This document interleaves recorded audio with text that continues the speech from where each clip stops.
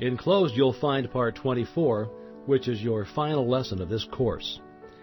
If you've practiced each of the exercises a few minutes every day as suggested, you will have found that you can get out of life exactly what you wish by first putting into life that which you wish. And you will probably agree with the student who said, "The thought is almost overwhelming. So vast, so available, so definite, so reasonable, and so usable." The fruit of this knowledge is, as it were, a gift of the gods. It is the truth that makes men free, not only free from every lack and limitation, but free from sorrow, worry, and care. And is it not wonderful to realize that this law is no respecter of persons, in knowing that in order to express harmony, you must think harmony. In order to express health, you must think health. And in order to express abundance, you must think abundance. To do this, you must reverse the evidence of the senses. You will have come to know the truth which shall make you free. You will see how mountains may be removed. If these mountains consist only of doubt, fear, distrust, or other forms of discouragement, they are nonetheless real, and they need not only to be removed, but to be cast out into the sea. The method for removing this error is to go into the silence and know the truth. As all mind is one mind, you can do this for yourself or anyone else. If you've learned to form mental images of the conditions desired, this will be the easiest and quickest way to secure results. If not, results can be accomplished by argument, by the process of convincing yourself absolutely of the truth of your statement. Remember, and this is one of the most difficult as well as most wonderful statements to grasp, remember that no matter what the difficulty is, no matter where it is, no matter who is affected, you have no patient but yourself. You have nothing to do but to convince yourself of the truth which you desire to see manifested. Your real work consists in convincing yourself of the truth of these statements. When you have succeeded in doing this, you will have no difficulty in thinking the truth, and as has been shown, the truth contains a vital principle and will manifest itself.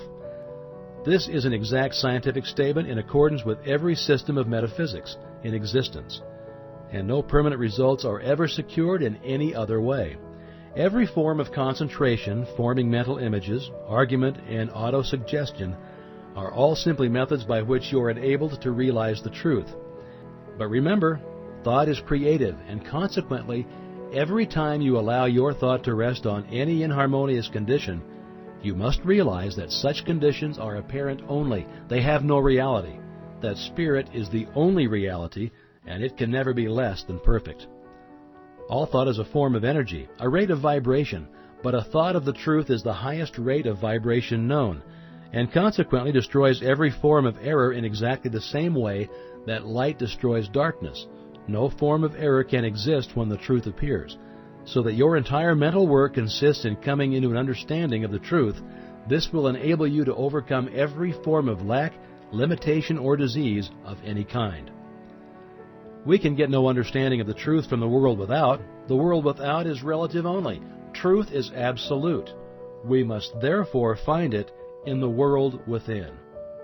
To train the mind to see truth only is to express true conditions only. Our ability to do this will be an indication as to the progress that we're making. The absolute truth is that the I is perfect and complete. The real I is spiritual and can therefore never be less than perfect. It can never have any lack, limitation, or disease.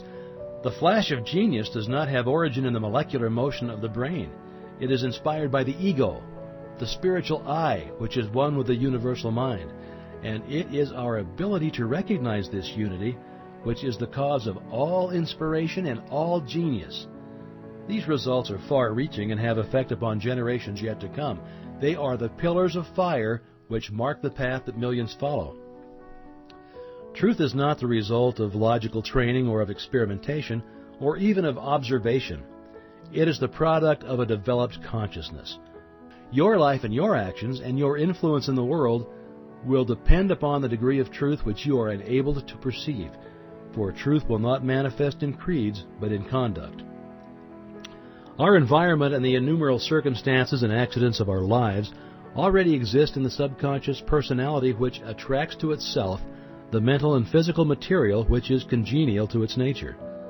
Thus our future being determined from our present, and if there should be apparent injustice in any feature or phase of our personal life, we must look within for the cause.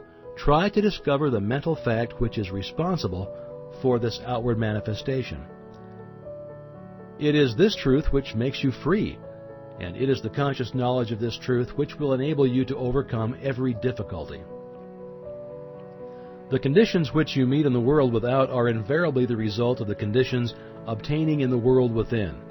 Therefore, it follows with scientific accuracy that by holding the perfect ideal in mind, you can bring about ideal conditions in your environment.